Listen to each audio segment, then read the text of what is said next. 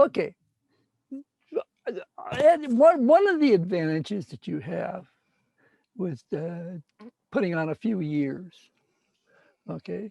So now I'll be 85 in a couple of weeks. Okay. I have been studying, literally studying anatomy for 60 years at least. Wow. Okay. When I started out, now start thinking about time-wise. Today, everybody seems to be, oh yeah, they're studying anatomy, they're doing this. In 1960, now we're talking 60 years ago, 61 years ago. Okay. When I was a student, nobody taught anatomy. In fact, the school did not even allow a skeleton in the school. There was Wow. no anatomy. An instructor would make them a comment or something of this or that, but they didn't really have a background in anatomy either. So what I have a sense of perspective in a way, no pun intended there, of where we're at today. Because when I started, like I say, they would say, drawing's out, it's gone. You don't need to do that anymore. And we were going into expressionist painting and conceptual stuff. All of the stuff where to draw, you were in a sense almost ridiculous. We're talking about the fine arts now. The only area that drawing really was important, and it was a matter of degree. Illustration, yeah, depends on the kind of illustration you want. Now remember, we're talking from way before computers. Okay? There were no cell phones, no internet. We didn't have all this information that we could just, the drop of a hat, take and get. It didn't exist. Okay, so I remember as I started drawing, and basically the reason that I pursued perspective, I wanted to draw. I wanted to learn how to draw, and it became a question of need. The only way I could actually take and get better was to take and start studying anatomy.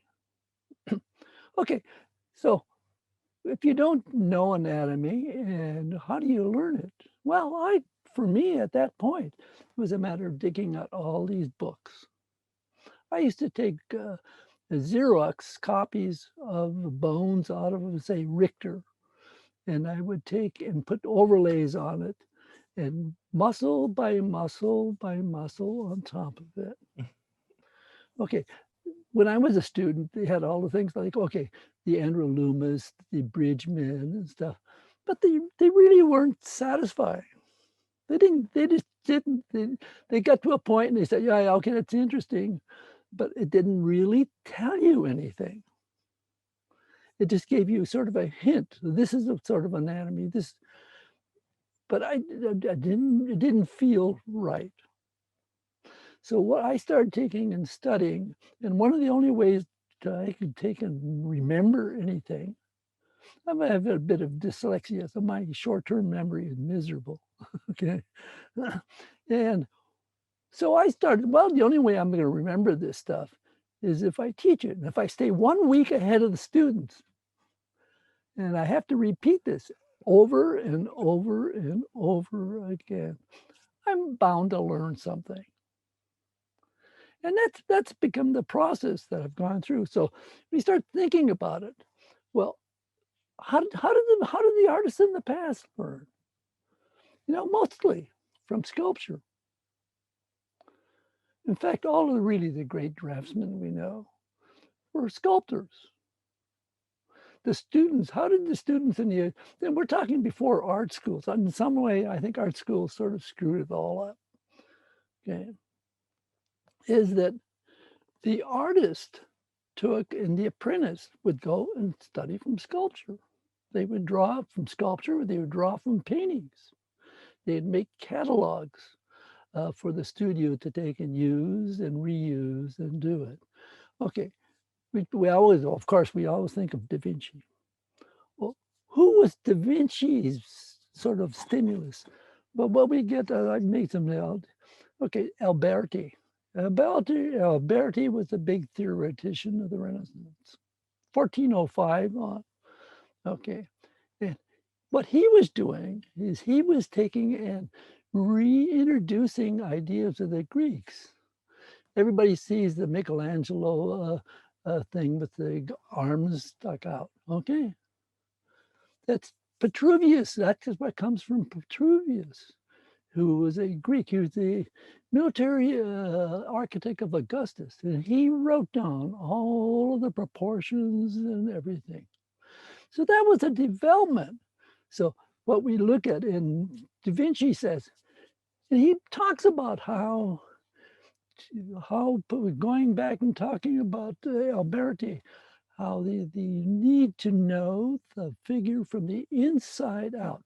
But the important part was the reason you need to know it was to be able to take and draw a figure in reality that gave you the feeling and the emotions of that real thing. So it wasn't copying, it was really drawing through knowledge. That's really the key. So you go through Alberti, Da Vinci, well, Michelangelo. You know, yeah, people don't, we think of Michelangelo and Da Vinci together. Da Vinci was older than Michelangelo. Yeah. Okay. And so what we see there is again, somebody studying.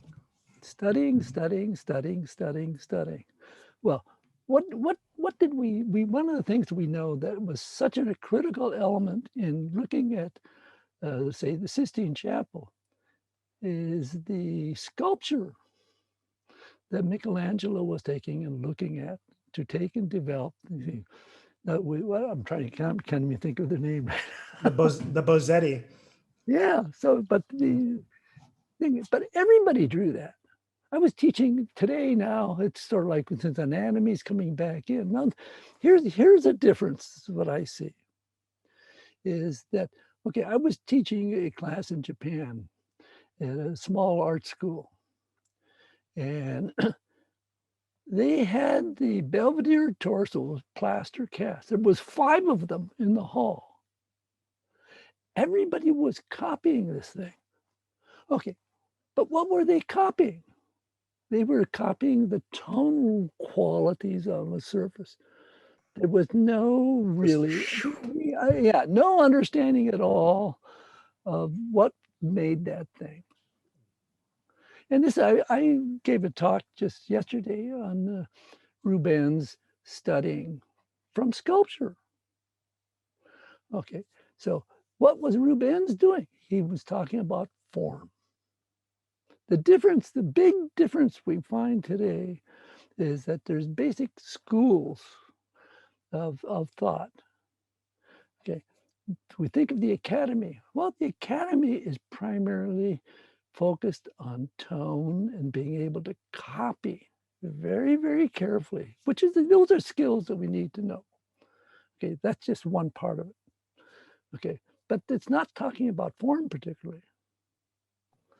And when you start talking about form, it'd be the ability to draw from imagination. And that's okay. So I started working in animation, okay, again, before computers, all of that. And I got hired strictly on my ability to draw, but I had my students were already working in the industry. Okay. And so it comes down to it, but if even I teach animal drawing, well, some of the people who started animal drawing in the UK, one of the things that you find constantly mentioned in these books, you have to know the underlying structure of something to make it do it. And if you know the underlying structure, then the anatomy will take itself and become more understandable. And the muscles and stuff like that's relatively simple if you know the underlying thing working from the inside out. And that's where, so I find it really sort of interesting now, because here we are, 60 years later, talking about anatomy across the world in a way. And it's an unusual thing. It really is different. And I look at it from my perspective of, it was taboo in a way to even talk about teaching anatomy, to where now it's becoming a critical element. Now, of course, today it depends on what part of the art world you're in. There's a whole conceptual side that still can't draw, and they never will draw. And so there's the fine arts are split. We have the Western painters, we have whatever you want to call the different groups. But there's a whole group of artists who want to draw. And in my own thing, I talk about it. This is a effort at constantly trying to get better. It comes down to the need to know, and to do things you got to know. And that's where, but the hard part is for the student today, is that studying anatomy is not overnight. You don't take a 10-week class in anatomy and all of a sudden you know it. It doesn't happen. Especially if he's dyslexic, you have to do it over and again and again and again. Okay. But it makes such a critical difference. See, knowledge gives you the freedom to be expressive and to communicate and get the things out of your head down onto a surface, whether it's a sculpture or whatever. And in my own teaching, I have so many students who are sculptors, wanting to be sculptors, who study drawing with me because of the kind of drawing that I do. It's form drawing. And that's why we bring up Joshua here. Joshua Hello. has carried sort of, I look at it as sort of carried the stove, the torch. I thought I was getting pretty deep into anatomy. I barely scratched the surface compared to Joshua. Well, thank you for saying so. I think that's a bit of an overstatement, but I appreciate it. But like it makes it's drawing. Yeah. Is knowledge. Yeah. It's knowledge brought forward. Yeah. What kind of knowledge? Even there now, we find that there's all kinds of different points of view here. Okay, there's knowledge just for the sake of knowledge. Okay, which is that's really a valid point. Okay, but then there's the purpose that you want to do it. What do you want to do it? Drawing. And that's sort of what my thing has been, to take and be able to be expressive and to communicate your own feelings with the drawing. And anatomy allows you to do that even more so. But there's the aesthetic side. Yeah. In a sense, there's always these two different conflicting things. Yeah. The absolute real, and then there's the art or the aesthetics. And Yeah. people that go one side think, oh, no, the other stuff doesn't count. It doesn't count. Yeah. It's not important. And both sides, they don't see each other very well. It's interesting too, like how the ateliers almost always will have an anatomy class.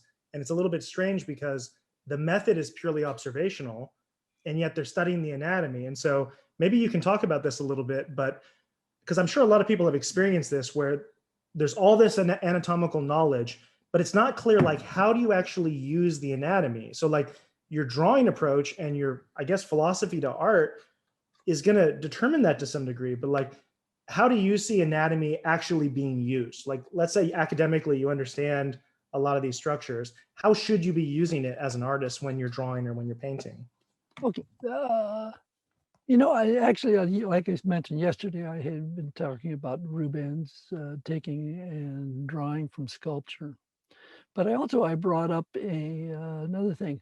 Okay, I'm gonna see if I can find this on my computer because it's an important, it's an image that is It's interesting too that like I think to some degree photography changed the game where oh, yeah, absolutely, yeah, absolutely. where people are they're not having to calculate the perspective and they're not having to understand the structure because in a way it's sort of provided. And then what I think happens is artists are focusing more on the picture making side of it. So, you know, when you have a photo, you have your anatomy and your perspective provided, and then I'm they gonna, just do the 2D side of it, you know.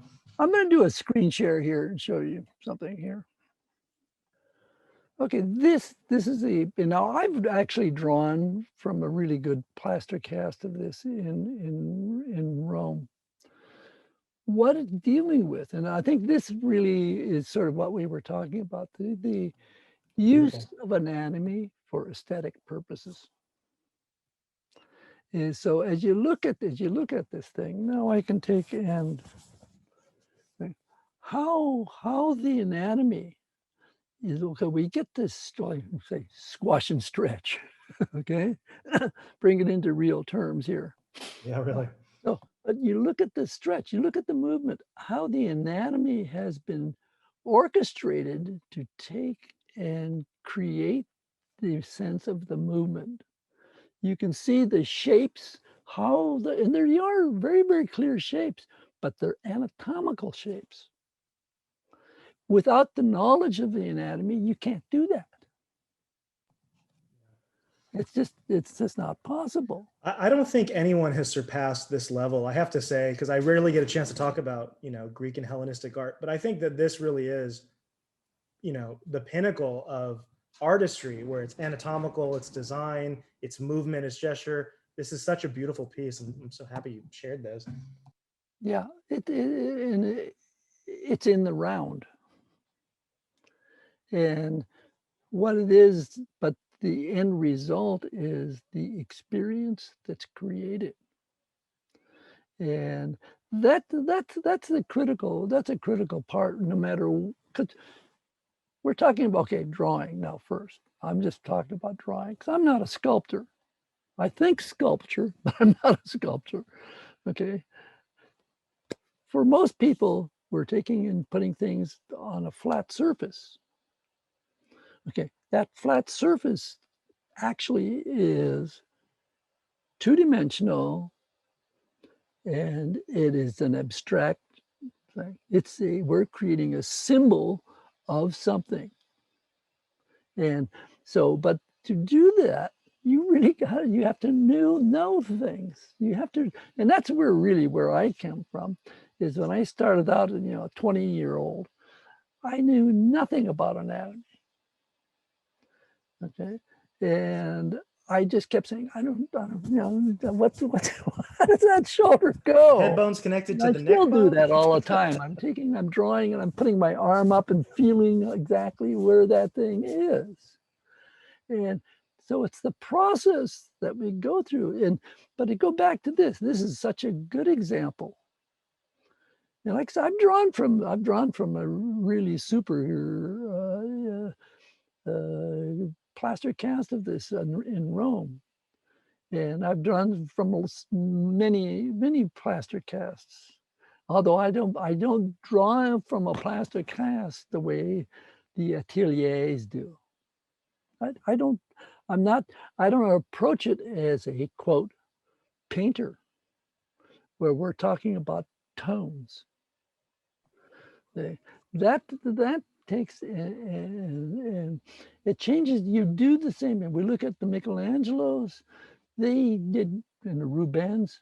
They did the cross hatching. They did all of this. But the point of it was, and they made tones. They used reflected light. They did all of that stuff. But it was to describe form. Yeah, it's interesting that a lot of people ask how to do cross hatching. And whenever they ask that, my answer is usually it's not what you think it is. It's not some technique that you put on to the way you're thinking. it's evidence of a completely different way of thinking, which is three-dimensional. And I don't think people understand, a lot of people don't understand the huge difference between thinking constructively, sculpturally, and thinking observationally, graphically. But the difference is enormous. And I don't know, maybe you can speak a little bit to that, Glenn. This is a drawing. This is a drawing I did yesterday from a photograph of. Okay, this is from. Can you scoot it over a little bit? Man's drawing. Oh wow!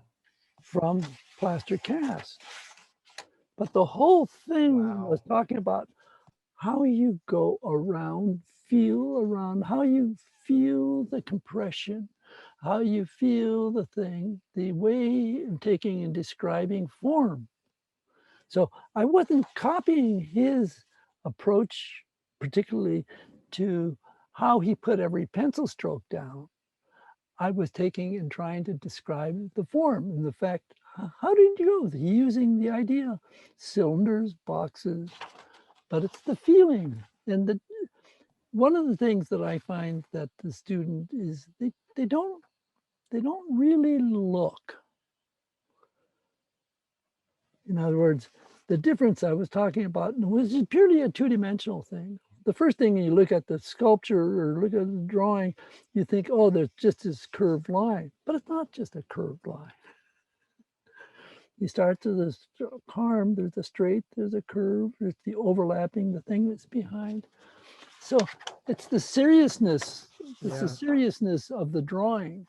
So Glenn, there's a way that I have talked about this. I want to know if you agree in that you have to have the 3D volume in your mind. And the way you run the lines over, you could do it 1,000 different ways, but the important thing is that that three-dimensional form comes forward at the end. Would you say that's a good way to think about it?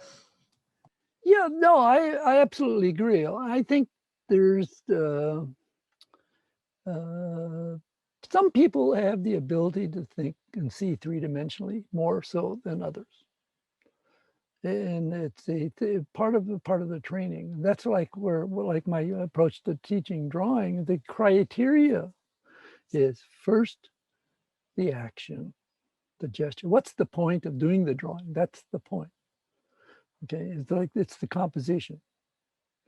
Then the tools are being able to see simple three-dimensional forms, box forms, cylinders. Those are just tools.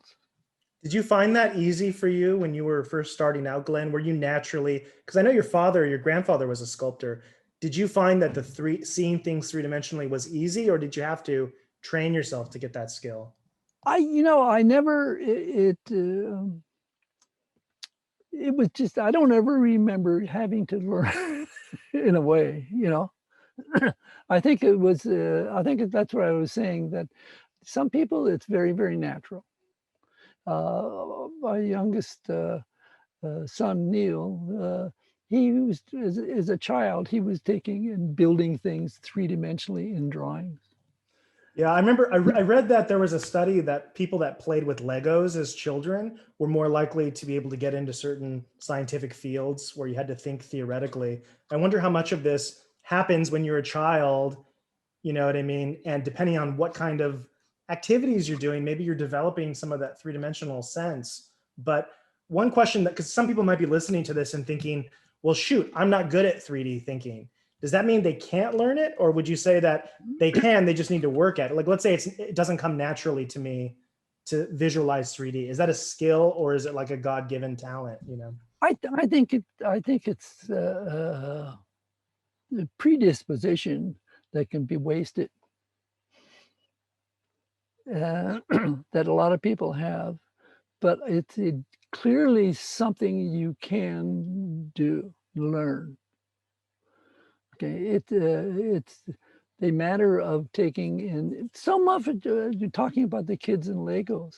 Well, there is a certain amount of tactile quality to the taking and actually feeling a surface. And it's like I'm joking about a lot of times when I was a student, but drawing and seeing it as like an ant going over the surface. But that's a conceptual way of taking and understanding a contour. Yeah. One of the things, the big difference that from when I was a student, today people say contour drawing. They're talking about the outside. It took me a while to realize that today the students are using a whole different reason. They're using the term for a whole different thing. Yeah, in descriptive geometry, the outline is called the apparent contour. That's like the term for it. So Yeah. it's a contour. It's really on the surface, but it's only from a certain angle that contour is visible. Yeah, you're right. Yeah, absolutely. And that's where I use the example of the Michelangelo lines wrapping around an arm to take and show. It's the thinking. It's the thinking of these simple cylinder forms. But again, when it started out in animation, if you look at the guys who really were good at it, they all start out with these very simple volumes and they're building the thing. And that's because the guys who started animation, they didn't start studying animation. Animation didn't exist. They were they went to art school. Now there's a point of contention that I have, that I think that in many ways, when the Karachi started the sort of like the first art school, that they had the models, you had to spend so much time studying from the model, and that was the way you had to go. And like we were talking earlier, well, there's drawings, lots of drawings by Tintoretto, for instance, who was showing the students how to draw from a piece of sculpture. Yeah, you know, Glenn, one of Tintoretto's students is a guy named Odoardo Fialetti, and he actually created the first how to draw book that I actually have. I somehow got a copy of it. It's That one. 500 years old, but I've been using that how to draw book. It starts with the eye, you know, just like that old exercise.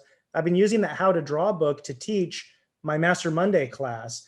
And it's very, very sculptural and it's very gestural. I mean, if you get a chance to come, I would love to show you in person, but Yes, these plates they're beautiful. well, we got to get down there and deal with the book, with all that stuff. Okay, yeah, the whole process of learning to draw is you have to think. I keep saying this over and over. Drawing is just thinking. It's thinking, visual thinking. You're thinking. And I remember a student come up, not a student, but a teacher when I was a student, although he didn't come out and explain what he was really saying, is that he'd come up behind you and you're drawing in class and you say, well, what are you doing? It's like, what do you mean, what am I doing? I'm drawing the model, that's what I'm doing. No, he said, yeah, but what are you doing? And he was just poking at you to get you to conceptualize mentally the process that you were going through. And that has always stuck in my mind, that what are you doing? What are you doing?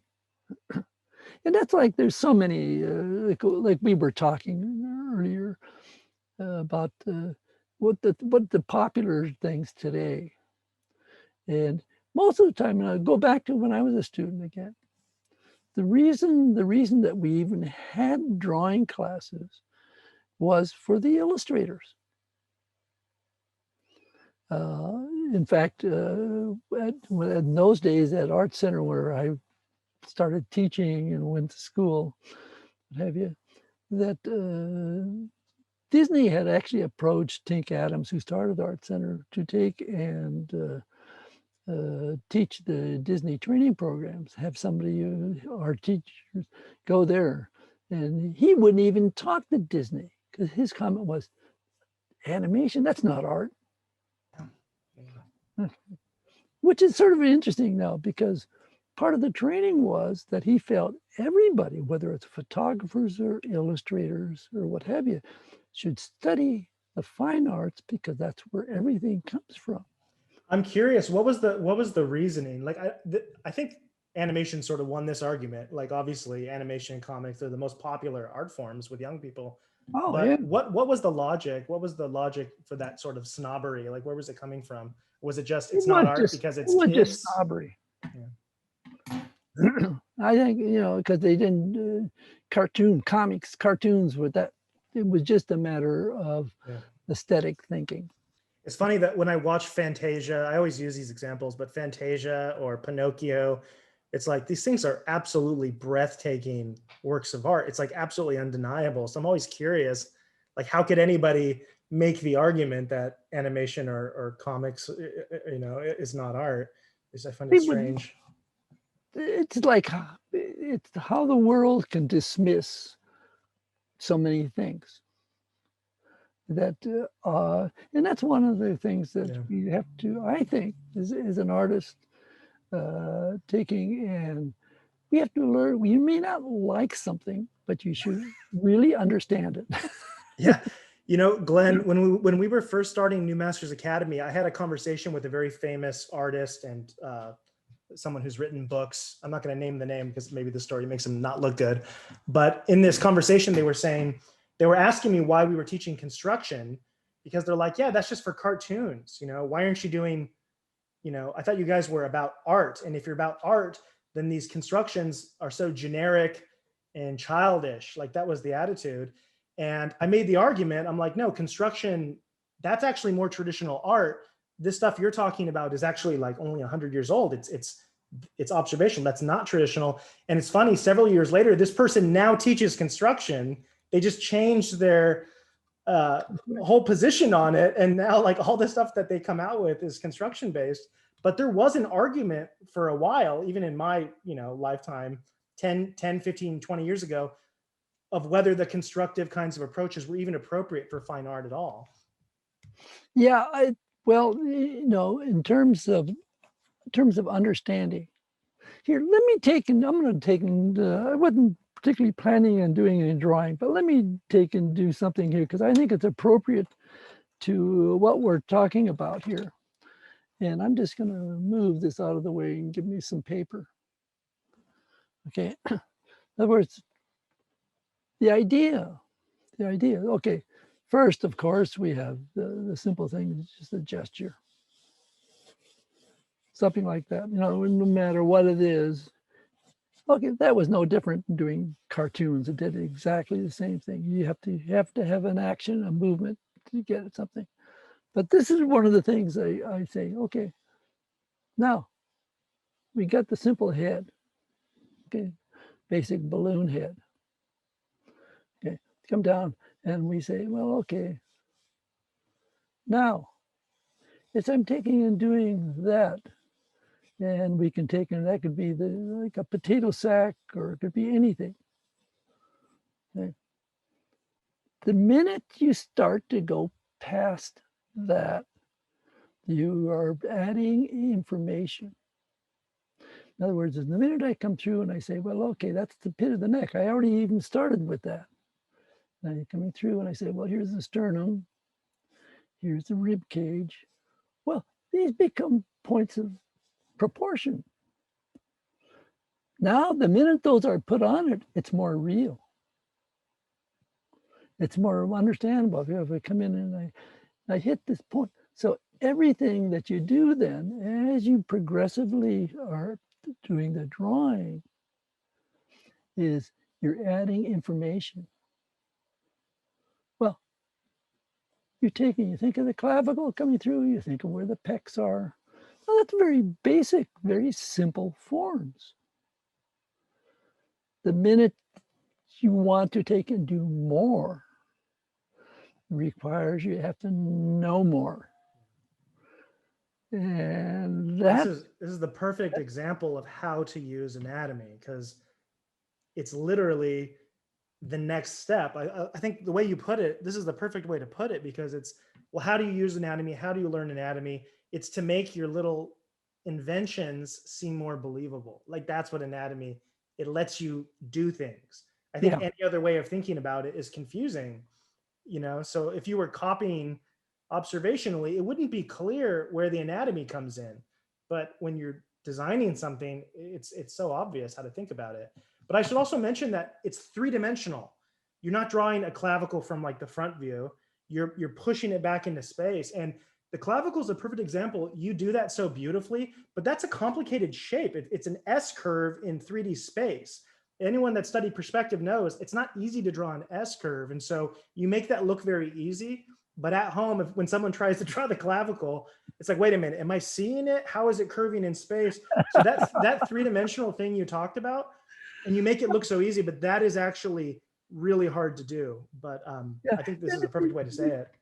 Carrying that thing a little bit even farther now. This is sort of it's both conceptual and it's real. In other words, they say, okay, I've drawn this clavicle going back in and going that way, and it's actually a little bit knobby on the end, and we've got this, and it's coming into the scapula from the back, and you have the choroid process coming forward. Okay, now what's critical there is, and this is where all of a sudden things get more complicated. Like say, okay, here we're drawing the neck. Well, students tend to do that. Okay, but no, I said you instantly destroyed any sense of three dimension. So as you're coming through, you have to be thinking, well, okay, you got the sternocleidomastoid coming down and attaching to the inside of the clavicle. And then, but it's got two heads. But what about these curves here? Okay, you have your deltoids coming all the way over here. And then from the back, the trapezius is coming down and attaching just opposite. Okay. And then you have this bone underneath that you got part of your biceps attaching to. But then you got the whole mass of the head of the humor. So now this is pushing out. So now when you start to draw the deltoid, which is going out over this, well, it's bulging because of this pushing out of stuff that's underneath. And it affects everything. When you start coming down to it, and it's like even here's where I think some of the aesthetics involved is that when you're taking and drawing the trapezius coming from behind and coming across here, and this is the 3D form here, you feel the pull and the slight bulging as it takes and comes down and attaches, and these forms are coming over that surface building. That's where the fun is. And people said, oh, this, well, fortunately, I'm very lucky in that I enjoy the study. And a lot of people think, oh, that's too damn much work. I think people don't like to suck. So if you feel like you're bad at it, you're not going to enjoy it. So there's probably like a threshold of pain, pain, pain, pain. And then it's like, oh, I'm kind of getting the hang of it, where maybe it starts to become fun. That was a question that brought up some of my on my academy chat thing I have on Thursday. One he says, don't you ever get frustrated? Aren't you frustrated? You always seem to be so happy. Frustrated. Okay. Why? What is it? My example is this: that okay, when you're really concentrating, you're really studying something, it's meditation. Meditation is this focusing. It's the stillness in a way that brings in. Okay, so I use examples all the time of in the class. I was saying people are really frustrated. They're working hard and they're having a hard time doing this. Then they walk out of class smiling, and it's a difficult balance that we go through. It is work. It is hard. It is frustrating.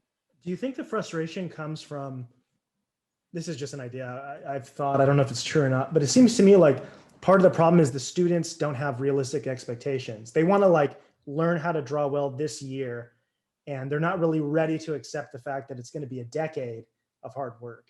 And it's sort of like bumping their head against reality.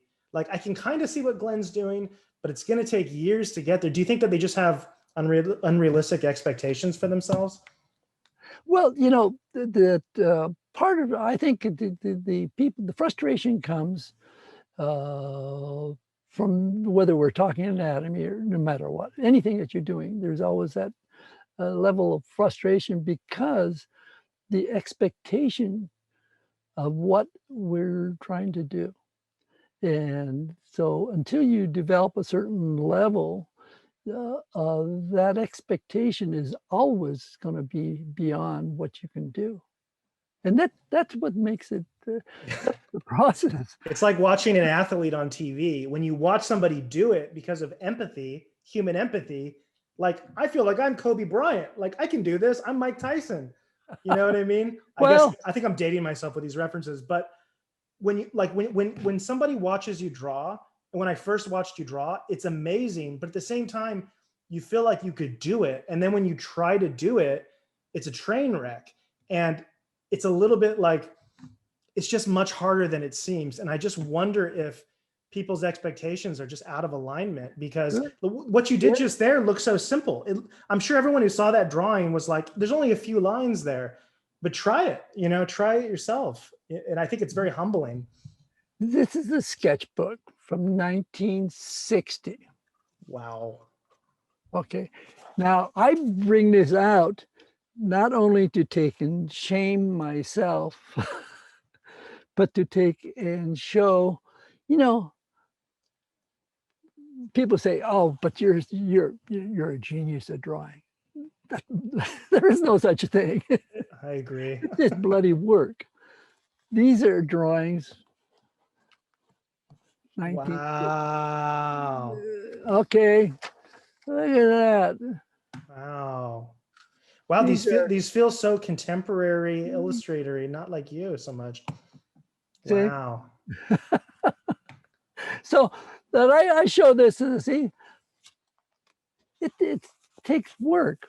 That's what it is. It's work. That's amazing. That's amazing. And that and Eleanor knows it because she's, you know, she's watched me. I am constantly improving. Did you, when you were in school, were you the strongest student or were there other people sitting next to you who could draw better? Well, I was, as a student, people thought that I could really sort of draw. But there were, from my eyes, there were other people that were better. And then you just passed them in the marathon of life? Like, well, how did that work? One of the things that I try to communicate this, that it's not a competition. And that I look at when I'm trying to do it, I'm constantly taking and trying to improve on the things. And so I go through, it's the process in itself of doing the drawing is a means of taking and achieving a certain thing.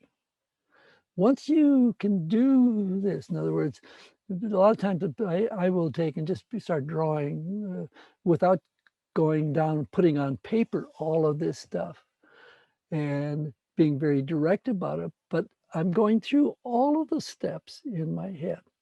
I can visualize the form because I know it. Yeah. Can I ask you a question about gesture? I don't want to get too off topic on the anatomy thing, but somebody in the New Masters Academy community was saying something along the lines of, I don't have this book, but do you know Nicolaides' book, The Natural Way to Draw? Yeah, of course, yeah. Now, did this person introduce the rhythmical lines as the initial layer idea? I think that's what the student was saying before it got into animation, or do you think, I'm just curious. It just came up. Nicolaides just took and put down, again, you go back and you look at Parmigianino. You look at these people and you can see the beginnings of the whole thing because the what we're talking about, what I've done in a sense is, if there's anything really unique about it, is the idea of using the concept of rhythm as a means of taking and going through the gesture. Yeah. Okay, part of the reason for that now, one, okay, it the rhythm in itself has a nice flow. But if you take and think, if you think of one line leading into another line and looking at the figure, you're taking and analyzing the relationship of the parts of the figure to each other. And so as you're drawing a line, say, of the rib cage or something, you're taking and saying, well, the rib cage is moving that way. The pelvis is coming across and going out here. You are actually then consciously thinking about the relationship of that rib cage to the pelvis. And so it's then the same thing as you go over the surface, you're taking and talking about the relationship of these parts. And so it's going from this, the rhythm allows you, or it's a teaching tool, but it's also an aesthetic tool of how to take and create movement and action. Because it's all about movement, it's not static. And so that feeling the flow, then we're talking about the relationship. Okay, so as I'm doing this, I'm saying, well, okay, here's the center. Maybe the figure is twisting, and we're thinking the center over there. Okay, I'm using a line, and it's like the piece of sculpture. Yeah. He's taking and leading the eye from one thing to the next as we're going through and doing this. And so it's Nicolaides didn't invent it. Yeah, you know, Glenn, I think that you're right that obviously we can see gesture in the works of all art, you know, going back to the beginning, basically. But one thing that I think you're right when you say, I think your biggest contribution to art in terms of the conversation is the idea of using rhythm as an armature from which to build your drawing and returning to that gesture at every stage and layer throughout the drawing. In that way, I don't see an analogy that goes back very far.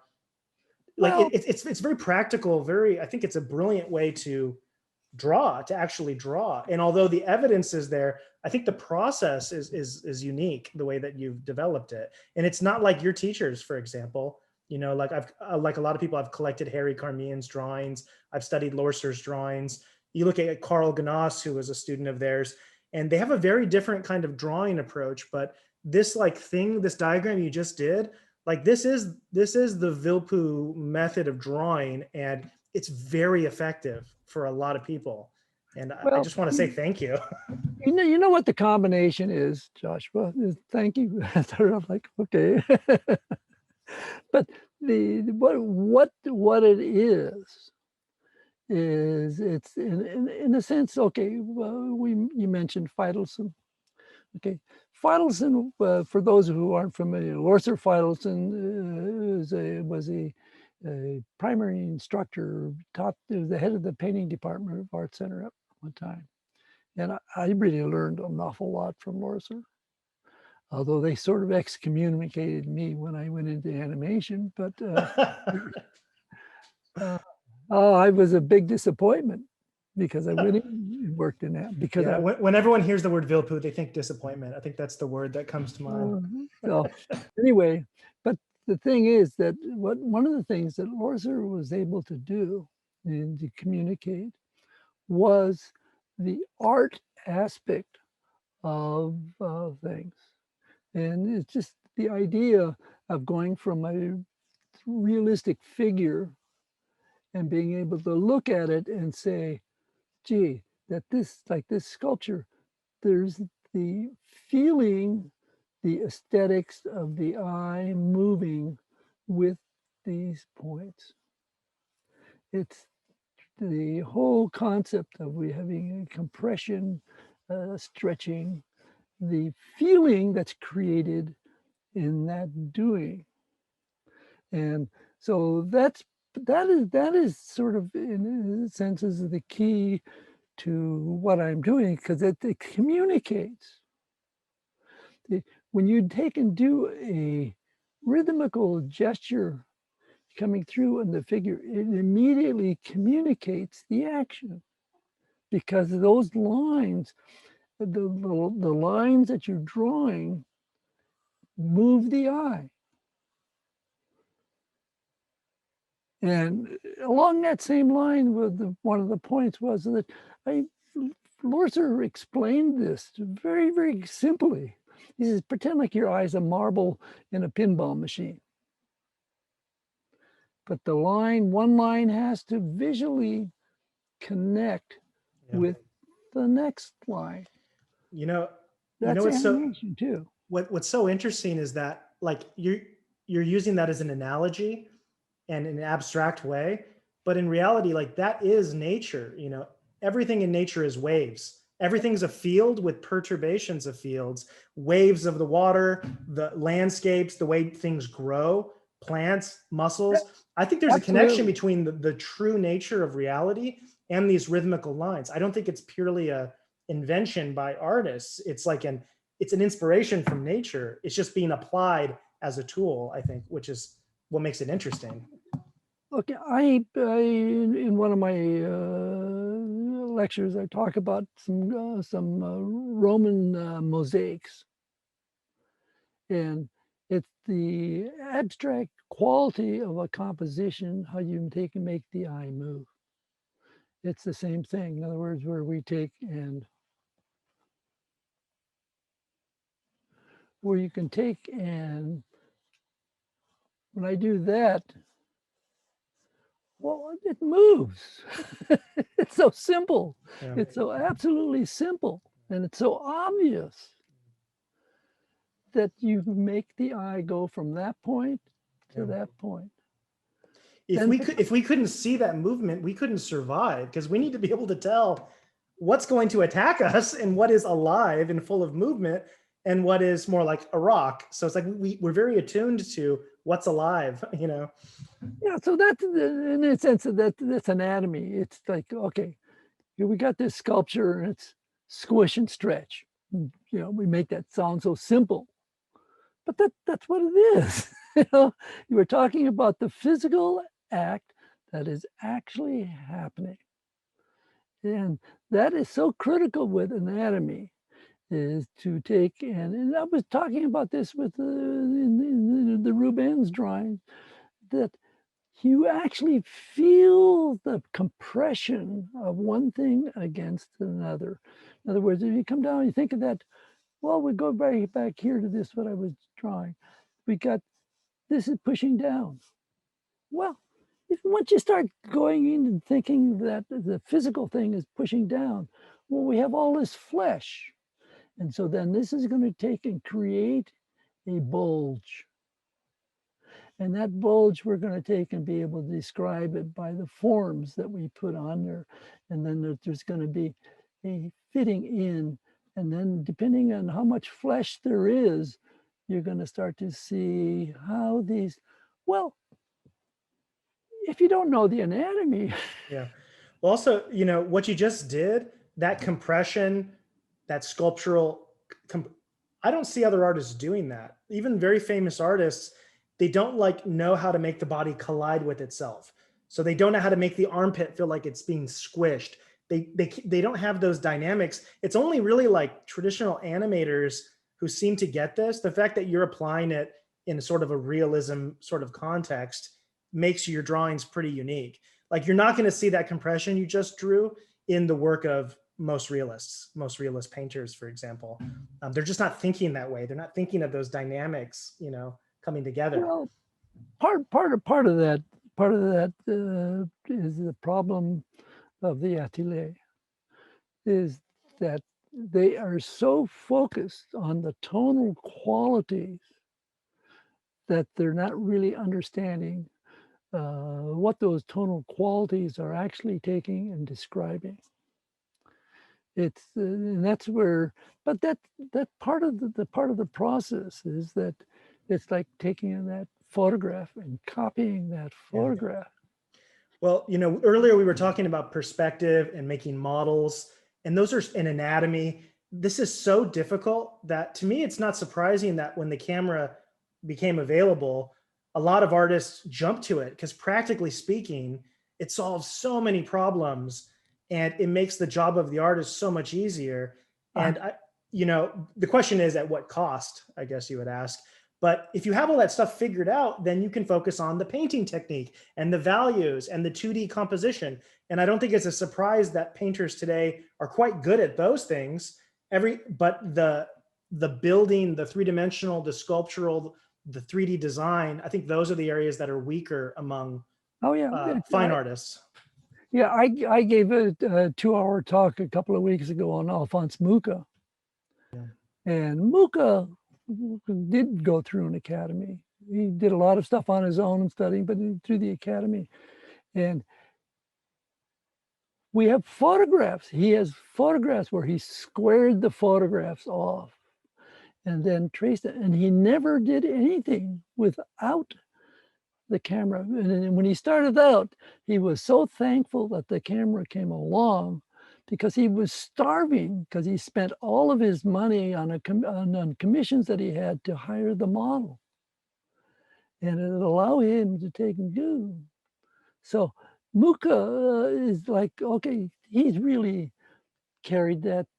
Today's illustrators are, and a lot of the fine artists are done this exactly the same thing. I have really good friends who are academy people, good painters. I mean, really good. Yeah. But they have a real difficult time with the simple idea of construction. Yeah, because they're just not doing it. They're not. That's not what they're doing. They are working from the photo. Yeah, you're right. And it's funny that I think David Hockney did a lot of damage. I'm sure you're familiar with his influential books where he talks about the use of optical methods by the old masters. Whereas obviously, they were experimenting with everything. They were inventing perspective and inventing anatomy and inventing these things. But what I think is interesting is I think what's really going on is abstract artists want to discredit the old masters and make it seem like they were just copying because they don't have these skills and they need to justify their expressive art. Realists who are observational want to discredit the old masters because they want to show that what they were doing is classical and traditional, and the old masters were always copying optically. And then there's this tiny little cross-section with this guy named Glenn Vilppu and a few artists who are somewhere in between, who are, in my mind, making the argument, no, this is what traditional art is. This is what it's always been. And I feel like it's so strange that that's the minority opinion, that it's a fringe opinion, that what you just diagrammed is how traditional art was done. Because to me, it's so obvious looking at the history of art that until you get to the last 150 years, it was done a certain way, and even the medieval art, as flat as it was constructive and was designed, like disegno, that Italian term that means drawing technique and design. But disegno, that is the tradition of art. So I feel like it's so strange that it's like we have to make this argument constantly to convince people that no, copying a photo is not it. No, just expressing yourself on the canvas is not it. Yeah, it's sort of, again, with age. We say, I don't care what you think. You do whatever the hell you want. Yeah.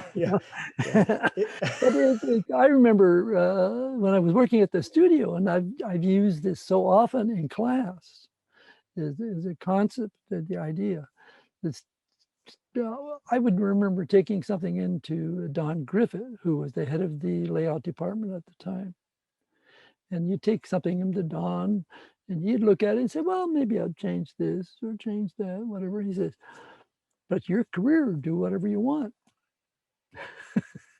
And that was it. And so there's no, and that goes back to one of my basic things, my sort of mantra, no rules, just tools. And you should appreciate all art, Yeah. And it's not a horse race. It's not one better than the other. No, but I think that students are frustrated because they're inspired by all these great works of art. They want to become very good, and then maybe they get some training, but they point it out. They say the theory is not consistent. It doesn't make sense, and it's the students themselves that express the frustration. I'm doing what I was told, and I'm doing what the book or the class or the YouTube video or whatever said, and I'm not getting these results. And I think the reason they're not getting the results is the theory doesn't make sense. There's some big problem there. Maybe it's that they're copying instead of building. Maybe it's that they're not designing, and so I'm sort of speaking to the dissatisfaction that I hear from a lot of students. And obviously when they find Vilppu Academy, New Masters Academy, they're in much better hands, and they're very grateful usually. But a lot of the theories out there, they don't really make sense. They have huge holes. They're missing things that I think gets in the way, because I think most of us just want to create whatever we want to create. We want to create a world, create a character, and we want it to look the way we want it to look. And so we want to have, you talked earlier about creativity, that knowledge brings you the ability to be free, as opposed to in the 1960s, knowledge is oppression, and you need to free yourself from drawing and painting skills so that you can truly be free. I think that's a mistake. And I agree, knowledge makes you free. So without the knowledge of what you're talking about, I really don't know how you would execute your dream projects. Like, to some degree, people can do whatever they want, but I don't think they're going to get very far if they don't understand some of these concepts you're talking about. You have to, and this is a little Greek philosophy, the Stoic thing, where you have to take and say, okay, you question, what do you want? What do you want to take and do? If you want to be, and I remember everything in Epictetus talking about it, if you want to be a wrestler in the Olympics, that what do you have to do? You have to take and follow the coach. You're going to have to work really hard. You're going to have to do all this. But is your body really meant to do that? You have to evaluate, okay, I want to do this. Am I willing to do that? And like people say, well, I want to draw like Vilppu. I say, well, great. Of course, it's the personality, my personality, and my inputs from what I had makes what I do me. Yeah. Okay, but there's certain levels. If you want, you get to that certain level. It's sort of the bridge or the thing that I've raised up to is that you have to do what I do. You have to put in that time. You have to put in that effort. And I showed you my sketchbook. Yeah. I know I've learned a few things. Yeah, that's really inspiring. I really appreciate you doing that, because I mean, Michelangelo had his assistants burn thousands of drawings on his deathbed, and here we've got Glenn opening up his old sketchbooks and showing us his early stuff. But that's really appreciated. It's again, I have no. In a sense, I don't have any real ego to protect. And that I make mistakes. People say, well, you never make a mistake. I make mistakes constantly.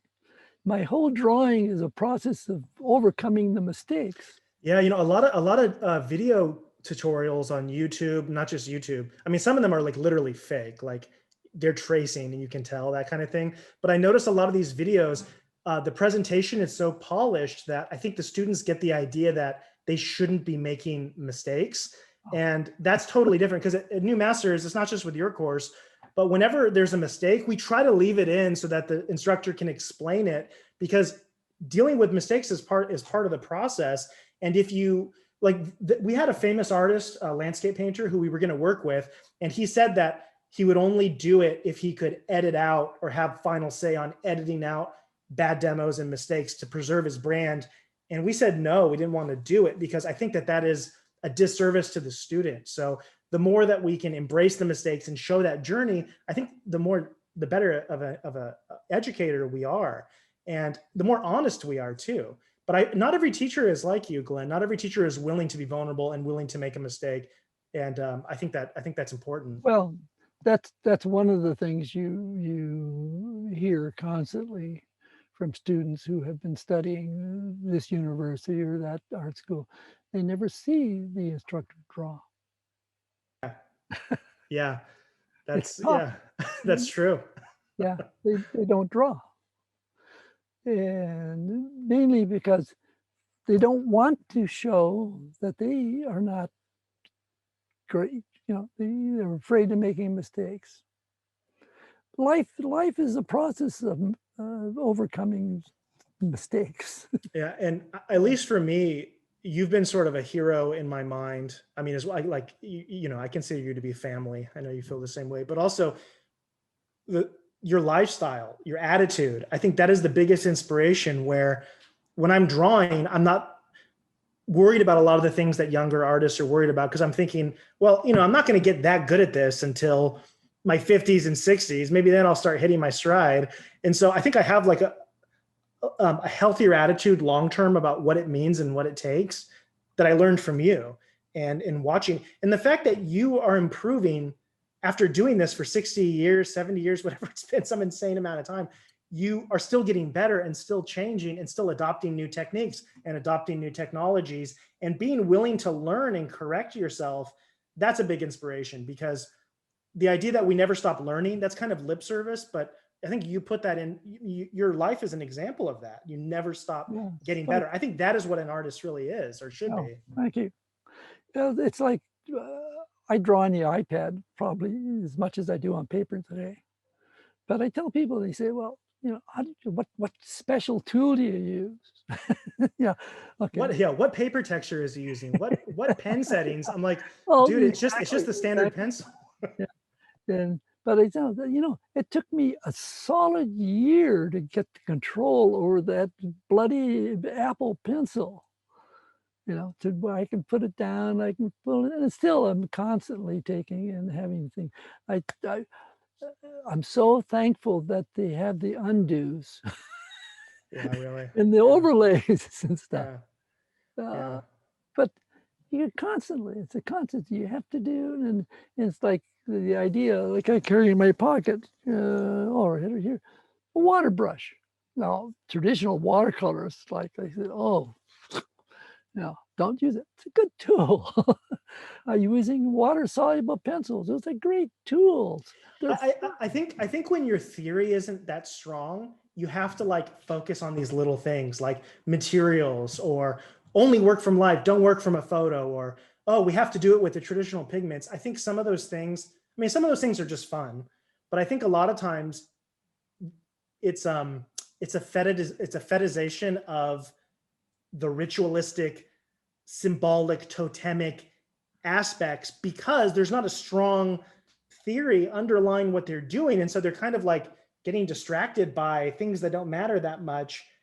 Do you know what I'm saying? Like I've noticed that it's like, that's not what matters. You know what I mean? The tools are not really, I mean, tools are important, but it's what is behind the page. It's that sculptural design that's right beyond the window of the page. That's what you should be focusing on. And so I think there is a lot of confusion out I get there. what you were just saying. It's on that window, beyond that window of the page, is that's literally how so much of the perspective came out, is from taking and visualizing these things and seeing how you would look through this grid to take and start developing a lot of the ideas. And it's a picture plane. It's like a glass plane. Yeah, and I think that at least with the Western tradition for representational art, I think that is what drawing is. It's like a poor man's sculpture. It's like, we are going to give you the illusion that there is this beautifully designed, Yeah. world, but we're going to do it very economically by using a flat paper.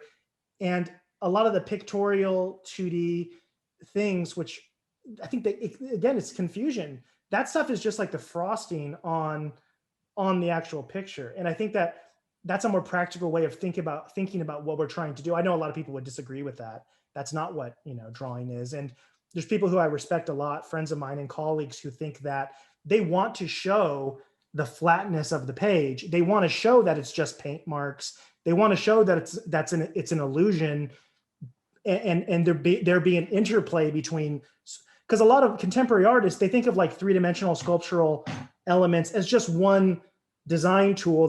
This can be more 3D, this can be more flat. And I noticed for the most part, you don't really do that. For you, it's more of a traditional, no, you are trying to create a three-dimensional world. And even though it's not a tonal illusion necessarily, it is very consistent sculpturally. You generally are not breaking the 3D illusion anywhere in your work. I don't know if you want to comment on that. Well, it basically, I'm constantly, it's like, okay, I'm going to be doing a head drawing thing, class with new masters actually. But I teach my own head drawing class in the Vilppu Academy. It's all on form. It's structure. If you don't know where things are, you can't really draw it. You're just faking it. Like I had a critique of a student's drawing the other day, that he had beautifully shaped everything else, but everything looked like they were drawn on a mannequin. The drawing was absolutely flat because there was no sense of the dimension into it. And if you can understand the dimension of something, you can take and draw in any technique, any media. It's like one of my friends, Sheldon, who was one of my students for so many years. Yeah, I had to laugh at it because he would take and do examples using a piece of chocolate. Yeah, he did that for New Masters Academy. He did a drawing with a Milky Way bar. Yeah, and it's like, it's so funny. I'll bet the students are probably like, is that milk chocolate or dark chocolate? Like, will a Snickers work?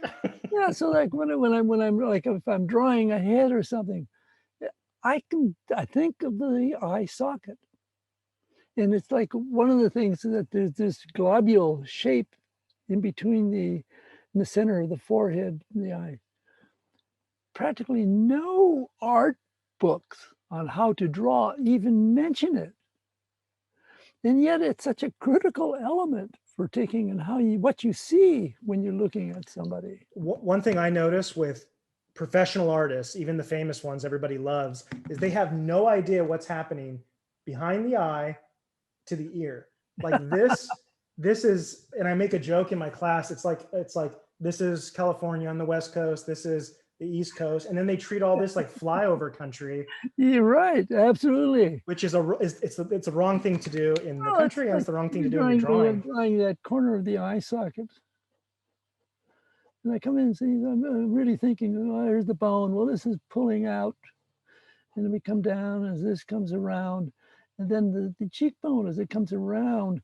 Well, this is all part of the eye socket as we start coming through. And so you've got to, as you're drawing, you have to be conscious of all of these things and the way that would take and turn and comes into that little light spot that we paint. And then you got this globule taking and coming through in here. And this is like a corner molding. Why you just it's drawing the thing that's there. Yeah, in like a lot of art books and a lot of popular books, they say, oh, it's like aviator sunglasses, and they teach it as a shape. But the problem is it's not a shape.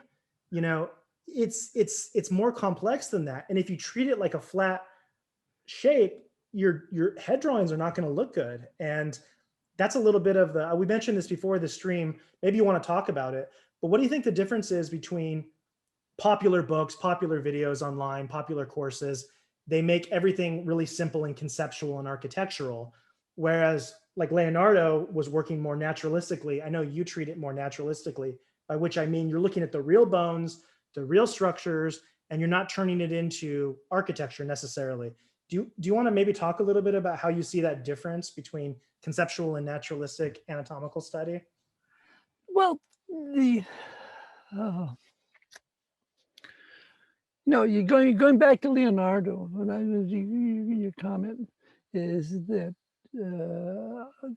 that latest book that just came out on him was last year, or whatever. Yeah, Carmen Baumbach's 4-volume set. Eisenberg, what was the name of the other? But anyway, Carmen Baumbach. yeah.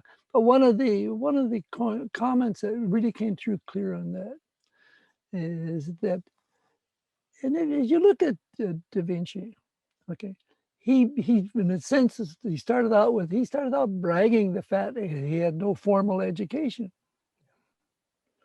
Okay, Da Vinci, he said, no. Of course, later on he did have a lot of it, but basically everything was based on observation. Okay, one of the keys, and this is really a part of the key of what I teach, is that you can look at anything from any point of view you want to look at it from. So, in other words, you can take and look at a head thing. You can look at it as patches of color, which that's one of the primary approaches that people teaching painting now. There's a patch of color here, a patch of color there, a patch of color there, and you blend these patches of color. Okay, you create the illusion of the form. Yeah. But it's not really painting form. It's a form effect. Yeah. That's exactly, that's a good way of putting it. Yeah. But if you take and actually feel the surface of the form with the brush as you're painting it. That's like it's drawing. Yeah, it's so rare. Like just a couple of artists besides you that jump to mind would be like Miles Yoshida or Alfonso Dunn. There are some artists who clearly can do that, who can think sculpturally, Kim Jung-gi. And those artists, they really stand out with that skill. I find it to be pretty rare among artists who are outside of doing animation or simple cartoon volumes. The more realistic the illusion becomes, the fewer people are trying to do it a little bit more sculpturally. But yeah, it is really interesting. In having studied with you and having done the training I did, what's so funny is you get a different way of looking at art. And so there can be an artist that is like famous and has, 1 million followers and people think this person is like a god. And then you look at their work and it's just, you can just see how weak and flat it is and how the illusion doesn't work. And other people, artists who don't have the training, they can't see it at all. And so they'll be like, oh, wow, have you seen the work of this artist? And then it's just like complete copied, flat, broken without that understanding. And so I think on some level, when it's done extremely well, anybody can tell. But on another level, I think that those effects, like we were talking about, like fake form, they do work on a lot of people. And there's a level of sophistication that comes in to be able to tell. Yeah, I had a student who's actually a fairly prominent painter now, who had studied with, I won't mention the names, a really contemporary top illustrator, done tons and tons of stuff. And so he came back and he took some classes from me. And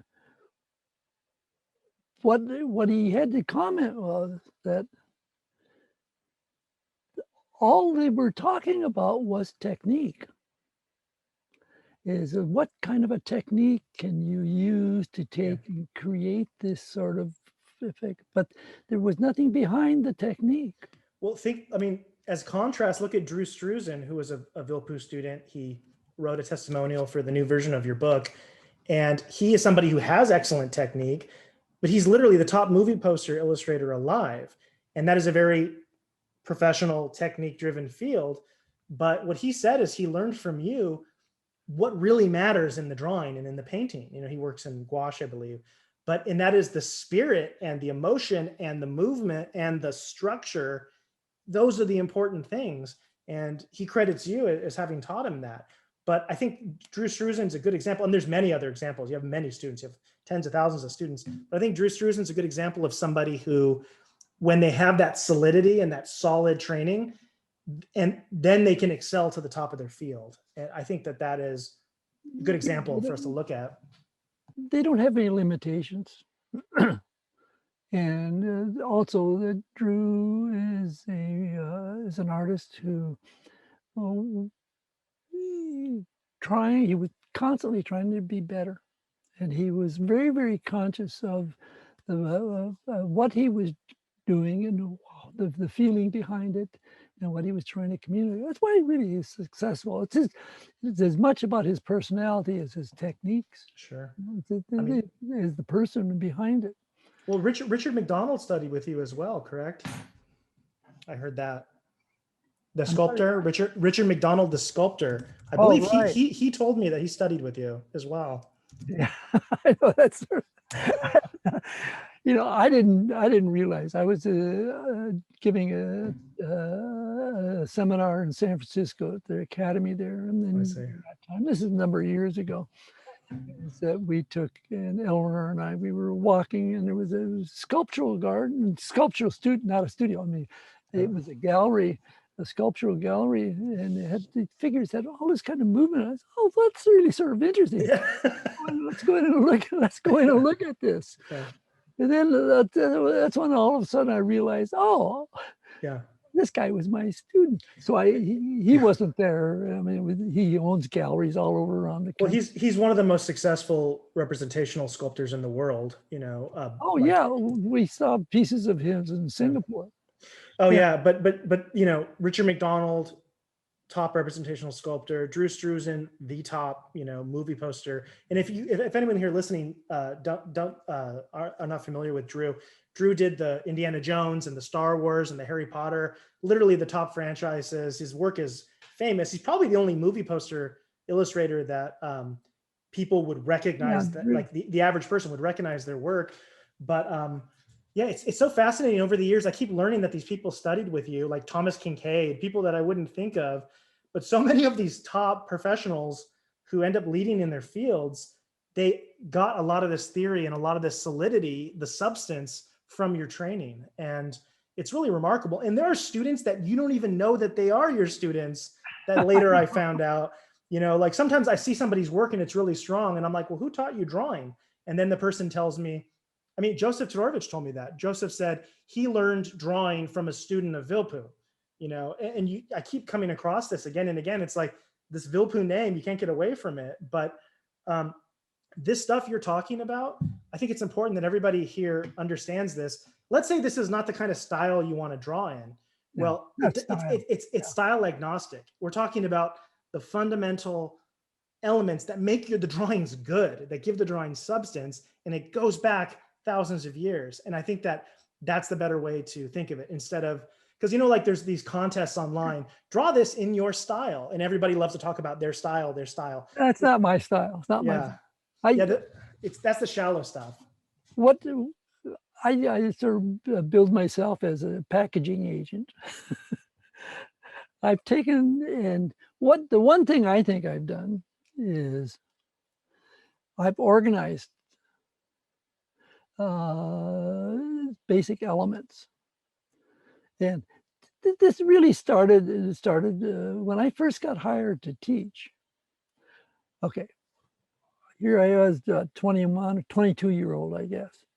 I got hired. I went into the offices and said, because they had called and said, we'd like you to teach this class. And so, okay, basic drawing class. And so I went in and I said, well, what do you have in mind? He said, well, you're the teacher, teach. And I don't know, I don't know anything about teaching. Yeah. So I went to my teachers and I said, well, what do I do? And they said, well, you were in class to teach. Well, I had one instructor, a gal at the time, she was a feisty Armenian, and I really learned a lot from her. But at the time, I didn't realize it. Okay, but I asked Mary, and she said, Mary Vartikian was her name. But Mary, what do I do? She said, well, when she started teaching, the first day, she talked straight for 8 hours, told them everything she knew. And then it just dawned on her, what is she going to do next week? And so, but I started out with the concept, okay, I got a 12-week class. what am I going to do the first week? And then the second week, and the third. Then I start thinking about, okay, what's the first most important thing? And then I just started going, okay, what's second? What's third? And I just kept adding to this as I went. Well, that's my drawing manual. Yeah. It's a development from my teaching, and but it's a logical sense of what's the most important. And it's like, oh, you're a sculptor, okay? To do a piece of sculpture, and I bring this up in class. Well, to do a piece of sculpture, you bend the armature. Yeah, yeah. But you can't even bend the armature until you know what the armature is supposed to be bending to. Yeah. So the priority thing is, and then it's beyond that even, it's saying, what's the feeling behind this? Why are you doing it? What's the point?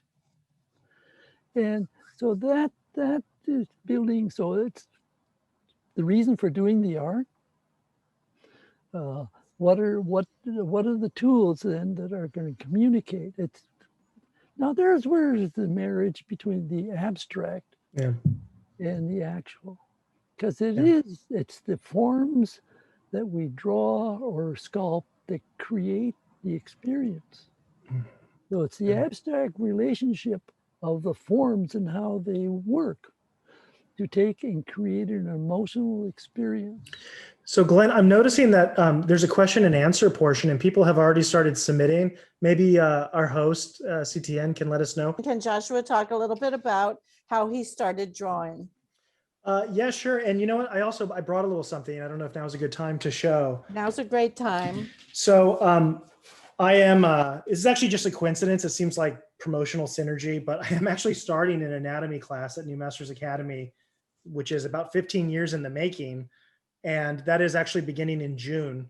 We'll put a link in the chat. It's live.nma.art where you can get information about that. Oh, But we've been talking a little bit about Leonardo. And for this course, actually, here's one of the plates. This is one of the demos that I've pre-recorded for the class.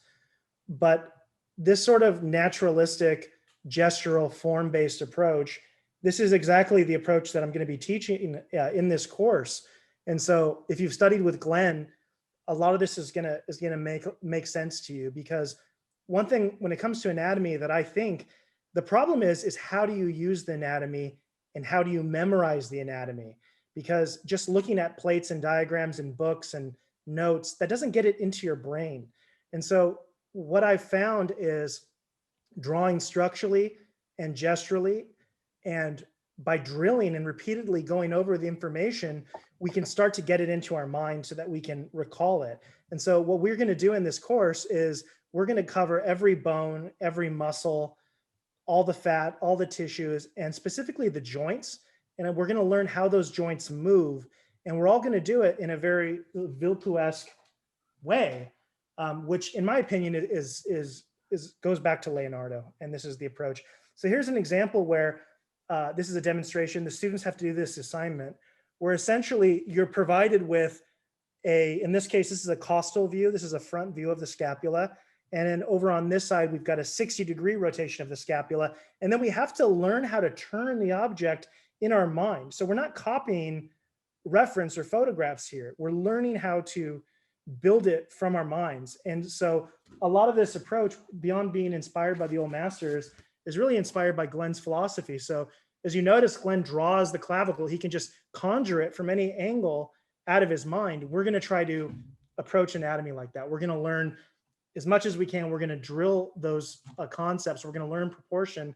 And then we're going to try to construct relatively naturalistically realistic arms. You know, think of Leonardo da Vinci's arm studies. And we're going to learn to build the whole body. So it's going to take several years probably to get through the whole course, but we're going to be beginning that in June.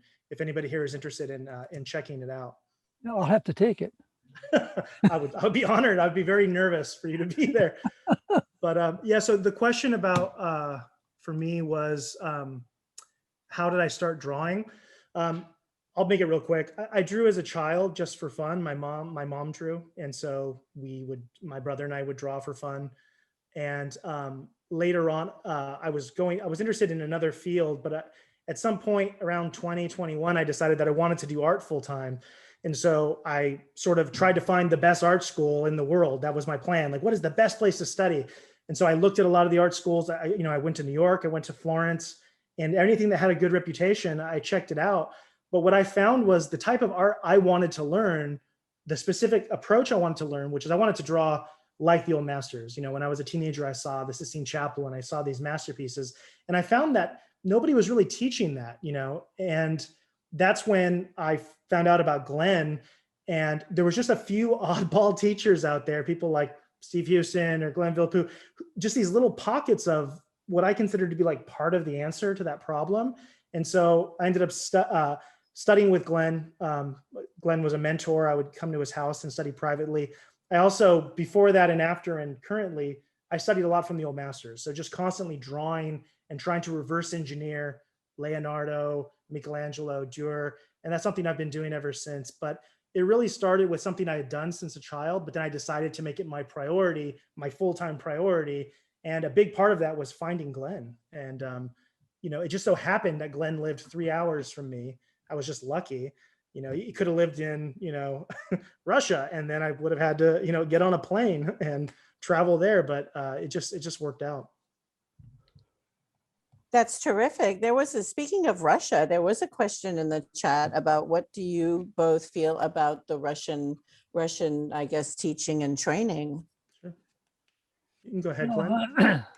Well, Joshua, you know a lot. You have people working who have gone through that training, and I've had a little bit of contact with some other people, and I find that we have to keep in mind when people say academy, it just means school. It's just a school. Like the difference between, say, the Florence Academy and the Russian Academy, night and day. They're totally different schools, totally different way.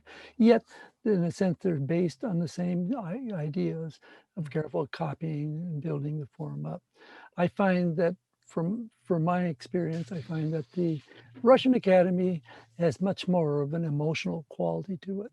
They're more aggressive. They tend to have a little bit more vitality. I find that the Florence Academy, on the opposite ends of the thing, it's all careful, like with shutters, taking and copying the tone. But anyway, Josh, you actually have more experience with. Yeah, I think that's fair. The Russian, so to clarify, the Russian academic approach is more of an unbroken tradition that goes back 150 years plus. So it is more like a 19th and 18th century drawing technique, whereas most ateliers, most side size, it really comes out of like the East Coast, Boston, people like Richard Lack, artists like that. And so the site size approach, I know that a lot of, I don't want to get into the controversy. A lot of people, there's like some revisionist history happening where they're like, oh yeah, Dürer was site sizing. It's like, no, but really it's really a 20th century East Coast approach. And I think the advantage of the site size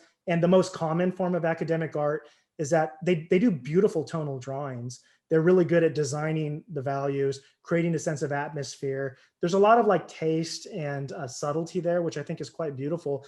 But the Russian stuff it's just more traditional. There's more construction. They're dealing with planes. It is observational, yes, but they spend, at the Repin Academy, it's now called the Imperial Academy, I believe. They spend 1 year on the skull. They study from casts. They study anatomy. And especially in their monument department, the works that they do are quite impressive. I don't think either of those methods have gesture. I just don't, at least not in the way that Glenn talks about it and teaches it. So I think gesture is probably a weakness of all the academic approaches. Also, while I've been told that a lot of Russian artists can draw from imagination, I haven't seen it.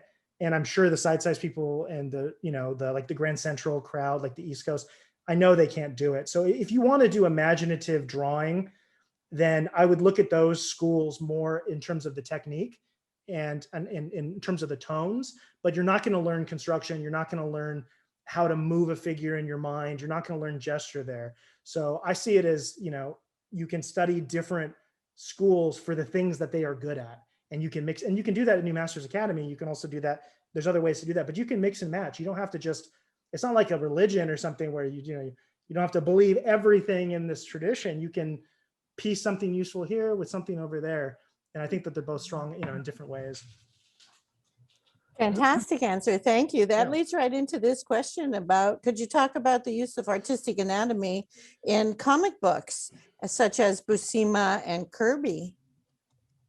Buscema and Kirby, I'm not. Are you familiar with Buscema, B as in boy, Uscema? I might be mispronouncing it. And Jack Kirby? I guess just comic books in general and the comic books. accentuated anatomy. Yeah. Well, first of all, I've done comic books. Cool.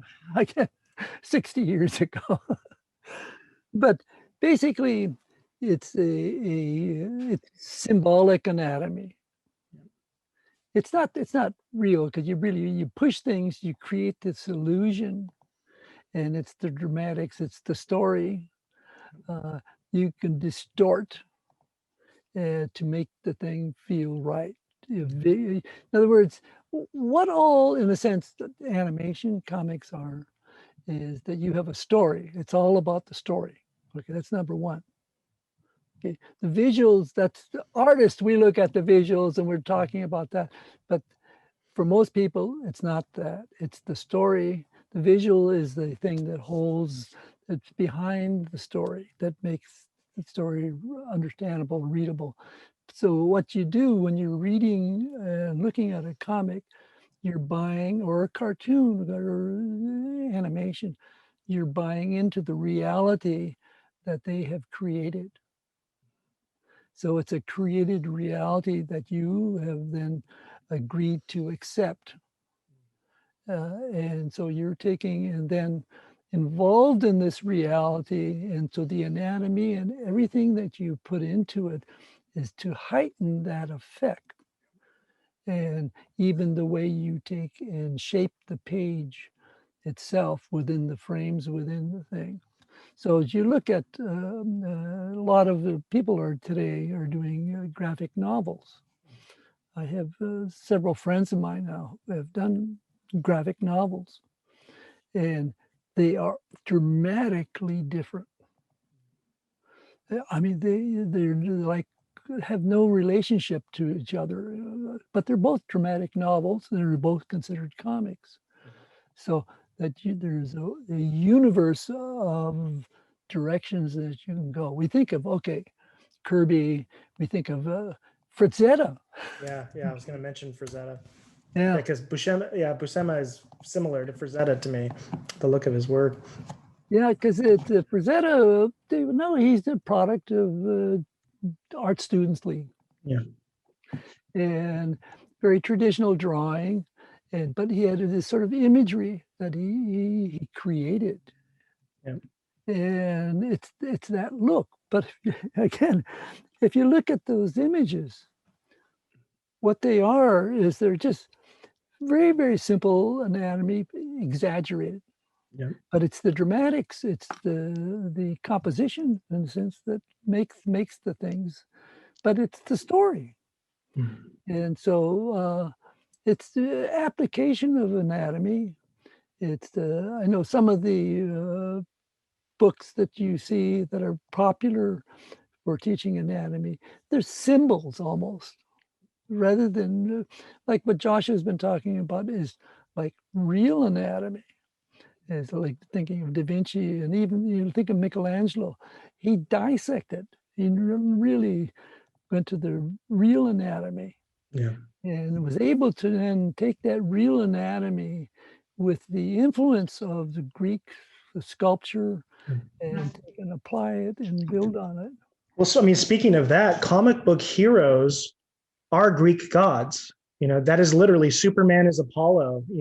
The design. I mean, the cape. Think of the cape. That is the cloak that you see in these classical Greek sculptures. And so, the connection with comic books and traditional art is so obvious. It's and even the way that comic books are, they feel realistic. There's all kinds of comic styles, like Glenn said, but if we're talking about like golden age, superhero kind of comics, they're realistic, and the anatomy is used to just enough to be convincing. And sometimes it's even further. But I think that the black and white graphic medium allows you to get away with a lot, because if something's not working, drop it into black, drop it into shadow. And sometimes the shapes, you know, you can get away with a more graphic statement. But I think comics, when they're well done, have a lot of the stuff that we've been talking about. You know, they've got gesture, it's composition, you know, even the storytelling elements, you know, they have their analogs, you know, going back further. But I noticed with comics, a lot of it is repeating poses and repeating shapes. So for example, if you've got a fist coming at the camera, I mean, these comic artists are getting paid $100 a page, maybe more if they're really successful. But to some degree, you're going to use the shape you've used repeatedly.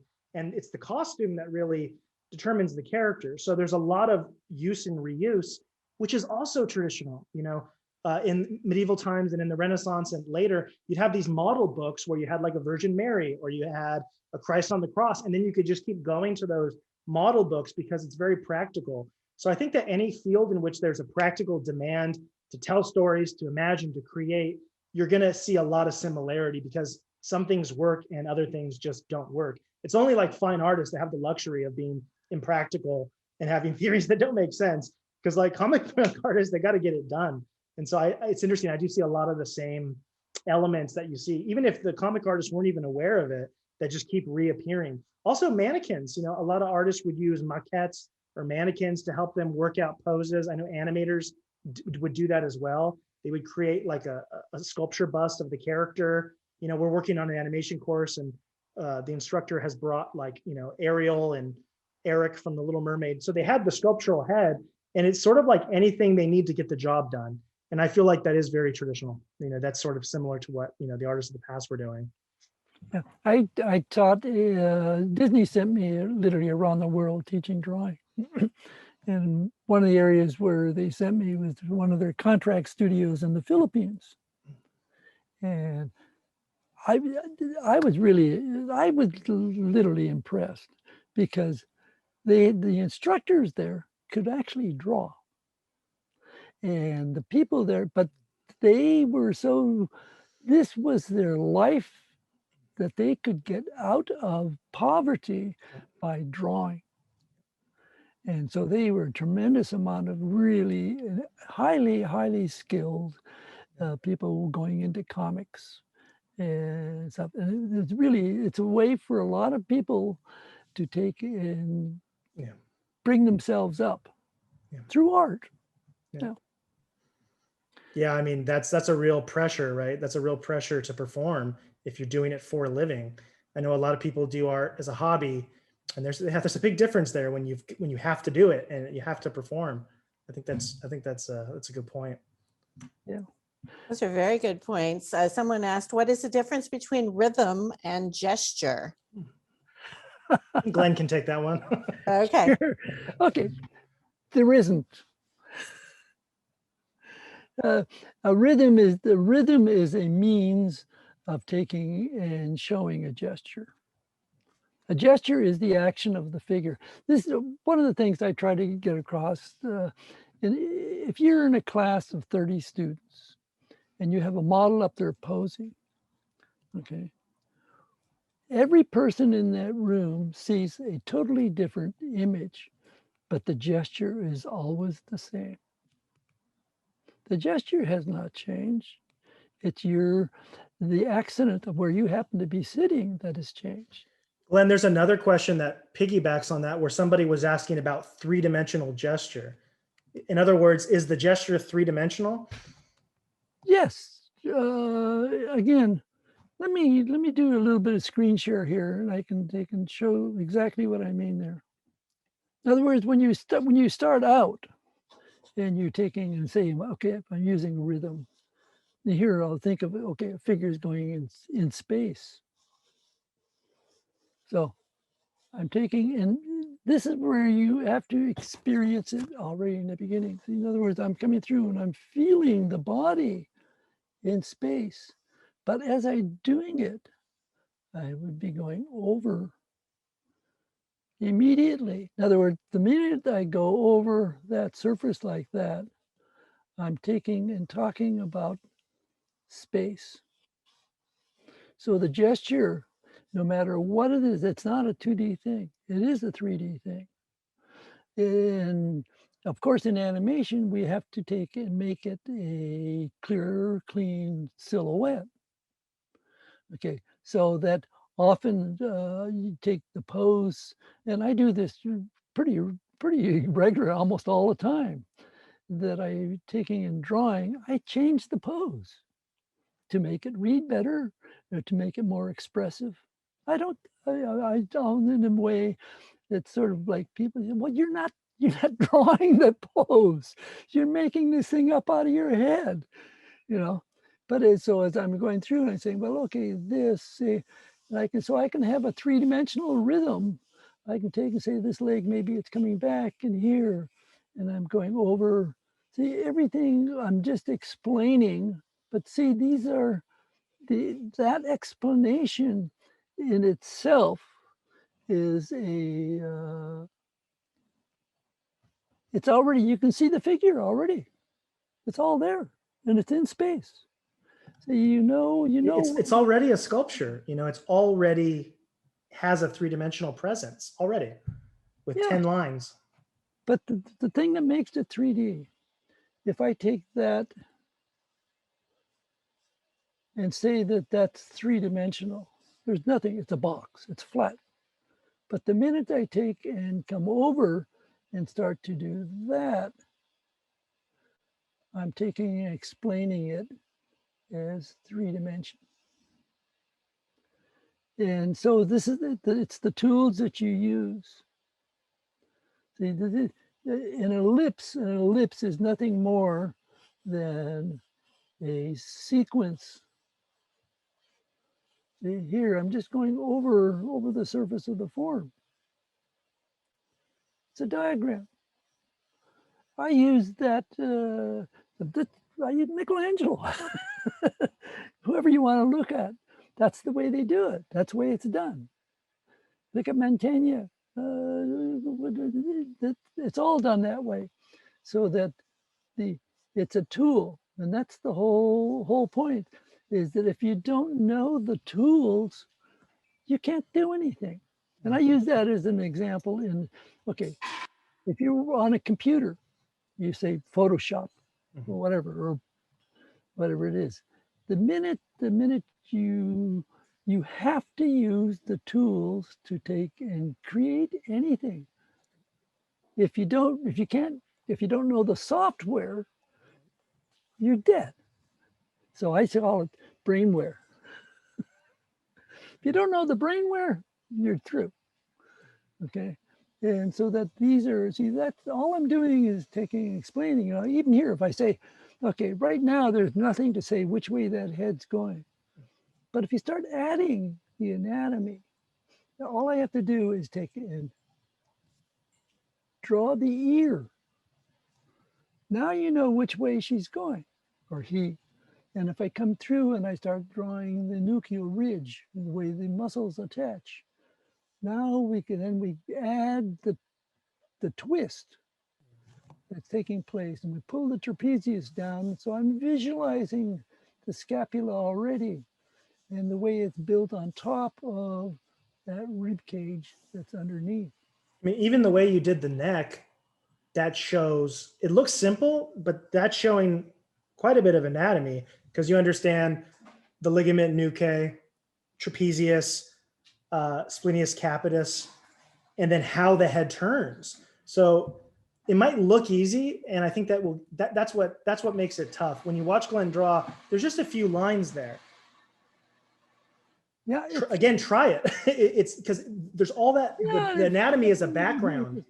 The idea of then thinking this, then you got the muscles pulling off the infraspinatus, and the trapezius coming through, and the pecs on the other side, and the hand in between.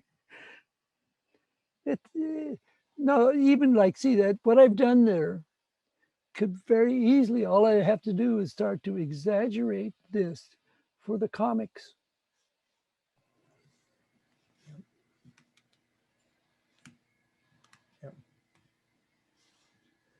And it's all based on a understanding Yeah. of what the forms are. It's a pretty huge arm. Okay. Another question regarding gesture was, Glenn, your style of putting emphasis on the gesture and action of a drawing. Did that emerge for you after you became involved in animation? Or No. was that something that you always prioritized? No, it before.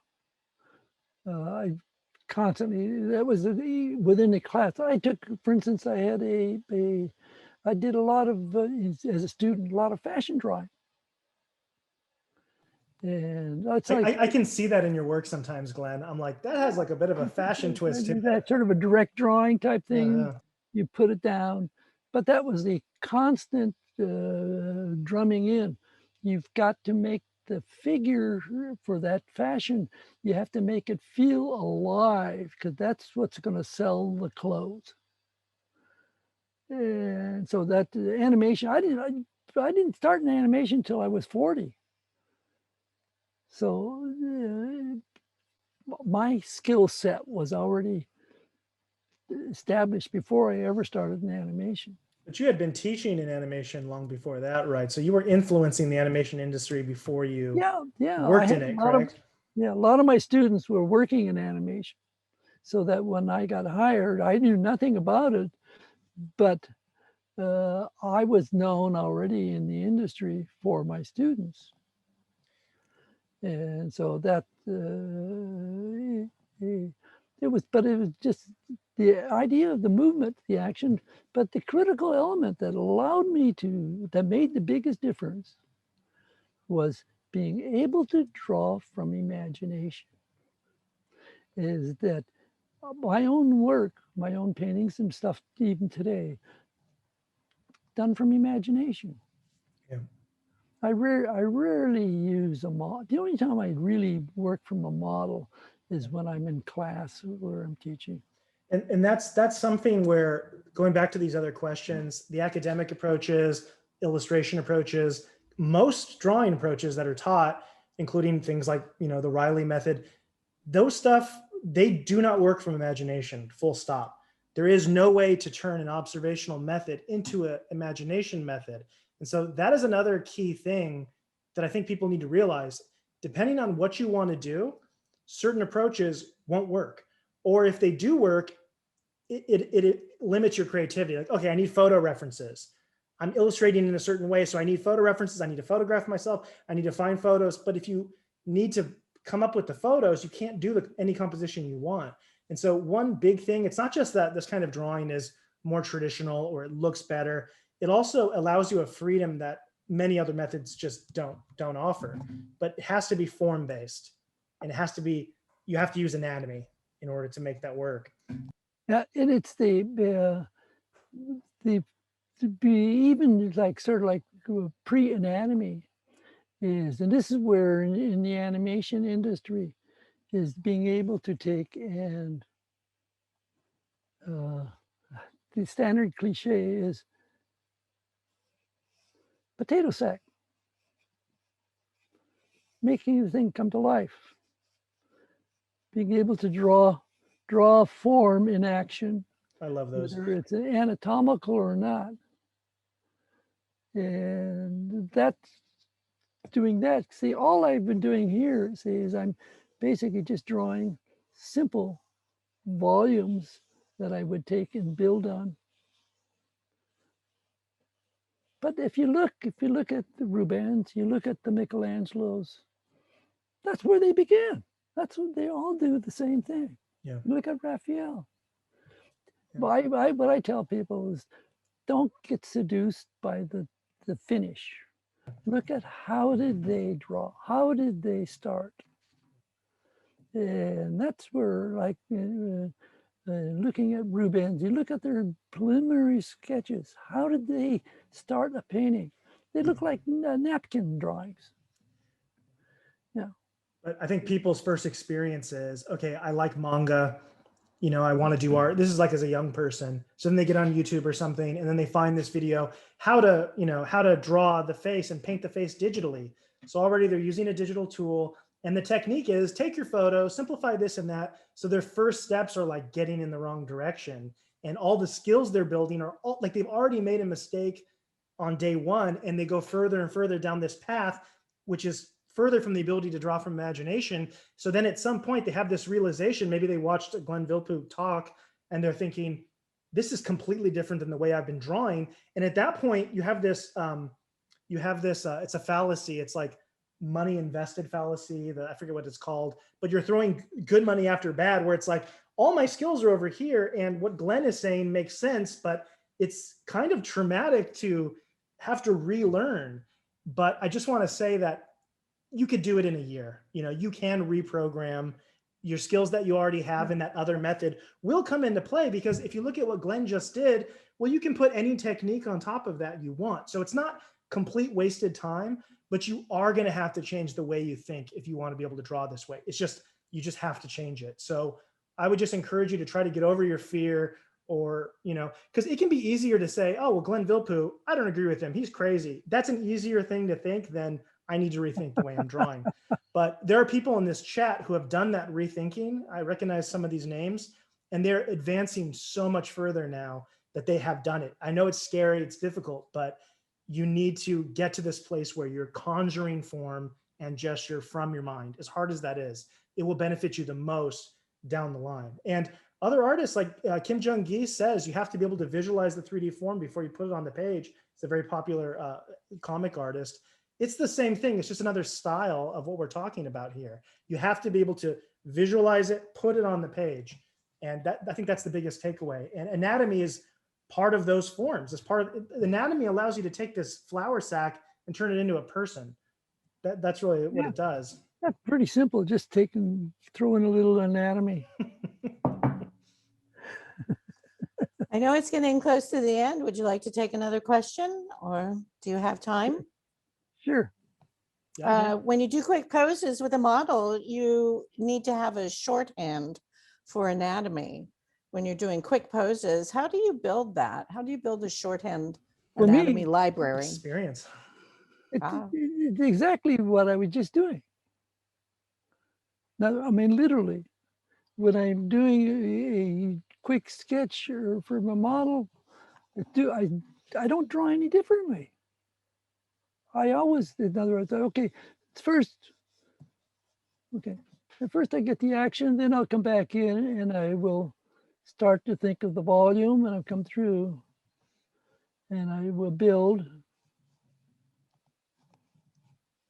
then going in. And so I will take, and then depending on the time, you will take, and I will take, and then say, okay, we got to get over here. We can feel Glenn, we can't see that. We build the thing up, we can get something lifting, we get something dropping, feel the breast behind, and we slow. Glenn, can you move your drawing down a little bit so that we could see it? Oh. You're a little off. But basically, there you go. Yeah, the eternal problem. Taking in, and you hit like the steps that you go through. Yep. Now, okay, I've been drawing for a long time. I will do a lot of this in my head. Yep. And I did a thing the other night with for Japan, and I was drawing with a carpenter's pencil, and the model wasn't even stopping. It was just a constant move. And so these are these big slashing things of movement. So it all depends on how much time you got.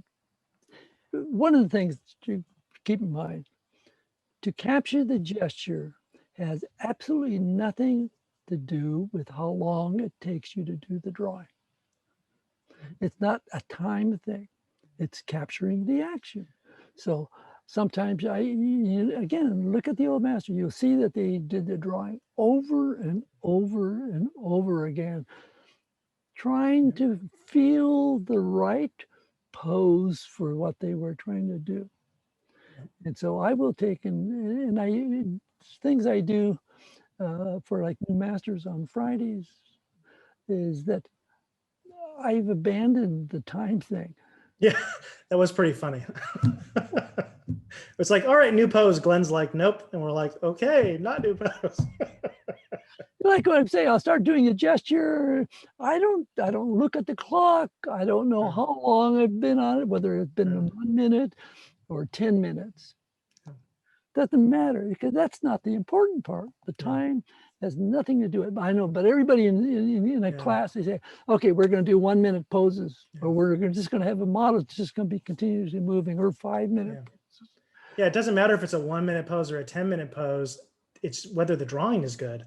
You know, Yeah. we don't know how long the old master spent on any given drawing. There's no way to tell looking at the drawing. Yeah. You can guess, but yeah. There isn't. Yeah, there is a question here that came up that I think I would like to answer, if that's okay. I know it's the most recent one. And the question is, when approaching a complex subject, not a figure, the construction approach becomes very difficult. Is the painterly approach more relevant there? And I just want to share my opinion, not necessarily as a teacher, but personally, I feel that good drawing is good drawing and good painting is good painting. And even though, let's say you want to do landscapes, you might think, okay, well, no landscape painters are doing it the way Glenn's talking about. Therefore, we must use a plein air painterly. I don't think so. If you look at the landscape drawings of Rembrandt, or you look at the landscape drawings of Rubens or Leonardo, you'll see the exact same stuff. The trees have gesture, the mountains have gesture, the whole natural world, everything around us is full of gesture and form. And so what I would say is there is no subject matter in which you shouldn't be drawing it this way. I mean, look at the way Glenn draws animals, or the way Glenn sketches watercolor architecture. No matter what it is you're drawing, you want it to be solid. You want it to have presence. You want there to be compositional movement. Good drawing is good drawing. That's my opinion on that. And I know that puts us in the minority, because there's literally no example of this in some fields and in some areas, but it doesn't matter what you're drawing. You know, a tree is like a figure. The trunk is like the spine. The way the branches come out are like the limbs. You can simplify the leaves into forms like the egg forms that Glenn is using. Rocks have a gesture. You know, everything around us has these things. So that's kind of the exciting part. You know, if you look at someone like Joe Weatherly, he takes Glenn's sort of approach and applies it to animal drawing. I mean, Glenn does amazing animal drawings too, but there's lots of artists that have taken these techniques and then applied them to sculpture, whatever their field is. And it seems to me, from my perspective, that that's always successful. So you should be thinking about how to apply this to what you're doing, rather than, is this really for me? Glenn does these kinds of drawings. Is it relevant? I think the answer is yes, it absolutely is. And you can give you a huge advantage, you know, if you apply it to your field. Thank you. Joshua, Glenn, thank you so much. Thank Thanks you, for having me. But I do have to thank Tina for all of what she has done to getting all this stuff out there. Definitely. We appreciate it, Tina. Well, Thank you so thank much you. for It your wouldn't mean work. anything if it was just me. It means a lot that you're here. Appreciate it. Totally. I'm so honored. I have to put in a plug here. Tina was also a student of mine. That's funny. That's Yeah, funny. it's the Everyone truth, is. Glenn. I think you've taught everyone.